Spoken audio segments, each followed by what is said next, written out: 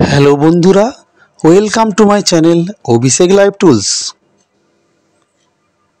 আপনারা কি জানেন বেলপাতা শিবের এত প্রিয় কেন, আর বেলগাছের জন্মই বা কীভাবে হয়েছিল?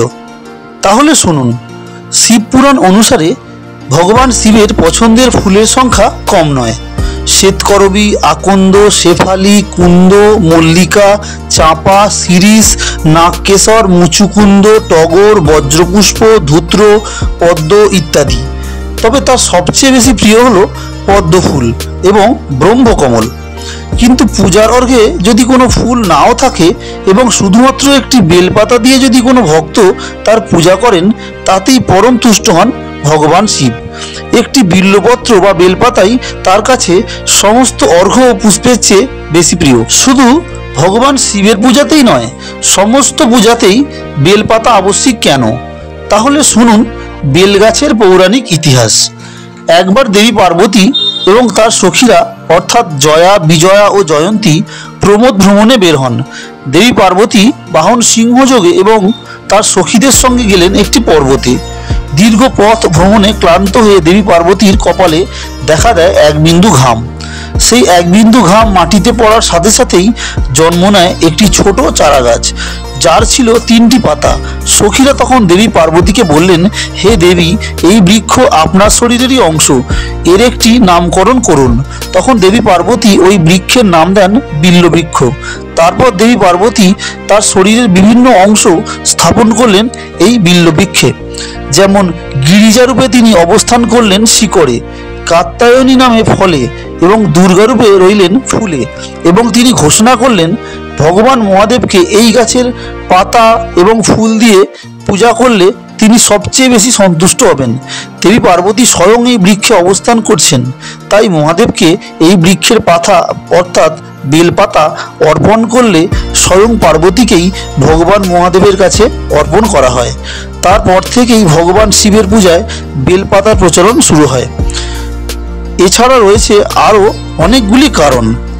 বৈদিক শাস্ত্রমতে বেলপাতার 3টি পাতাকে একত্রে একটি বেলপাতাই বলা হয়। এই 3টি পাতা একত্রে ব্রহ্মা, বিষ্ণু ও মহেশ্বরের প্রতীক। বিল্বপত্রের মাঝখানে পত্রটি শিবস্বরূপ, বাম পত্রটি ব্রহ্মাস্বরূপ এবং ডান পত্রটি বিষ্ণুস্বরূপ। তাই বিল্ববৃক্ষের ছায়া মাড়ালে আয়ু নাশ হয় এবং বিল্ববৃক্ষকে পা দ্বারা স্পর্শ করলে শ্রী লক্ষ্মী নাশ হয়।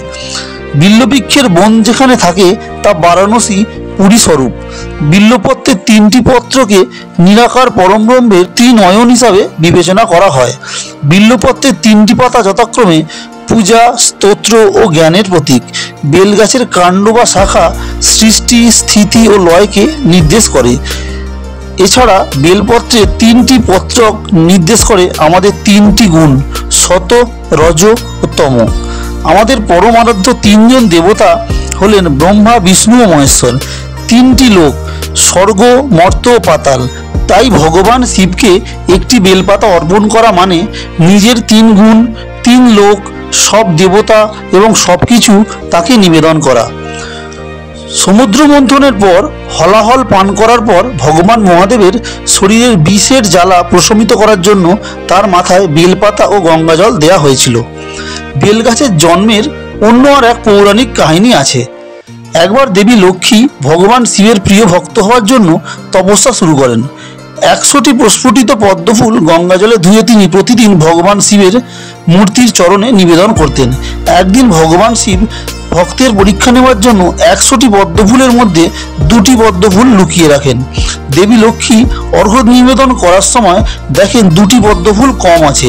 তখন তিনি তার পদ্মস্বরূপ বক্ষযুগল কেটে নিবেদন করার জন্য উদ্যত হন এবং ভগবান শিব তৎক্ষণাৎ আবির্ভূত হন এবং দেবী লক্ষ্মীর সাধনায় সন্তুষ্ট হয়ে তাকে বর দেন, দেবী লক্ষ্মী মাতার বক্ষযুগলের থেকে নিঃসৃত দুগ্ধবিন্দু মাটিতে পড়ে জন্ম নেবে একটি বৃক্ষের, যার নাম হবে বিল্ববৃক্ষ, যার পাতা হবে আমার ত্রিনয়ন স্বরূপ এবং যার সমস্ত পূজা অর্চনায় লাগবে এবং যার ফলের স্বাদ হবে দেবী লক্ষ্মীর বক্ষসুধার মতোই অমৃত স্বরূপ। দেবী লক্ষ্মীর আর এক নাম শ্রী, তাই এ বৃক্ষের আর এক নাম হবে শ্রীবৃক্ষ। ফলের নাম হবে শ্রীফল, পত্রের নাম হবে শ্রীপত্র। এই হলো বেলগাছের জন্মের পৌরাণিক ইতিহাস। এছাড়াও বেলগাছে রয়েছে রেডিয়েশন প্রোটেক্টিভ ক্ষমতা এবং বেলগাছে রয়েছে অপূর্ব ঔষধি গুণ। তাই সমস্ত দেবদেবীর পুজোতেই বিল্বপত্র আবশ্যিক, তবে ছেঁড়া বা অসম্পূর্ণ বিল্বপত্র পূজার অর্ঘ্যে দেওয়া উচিত নয়। ওম নমঃ শিবায়। ভিডিওটি দেখার জন্য ধন্যবাদ। চ্যানেলটিকে সাবস্ক্রাইব করবেন এবং ভিডিওটিতে লাইক, শেয়ার, কমেন্টস করবেন। ধন্যবাদ।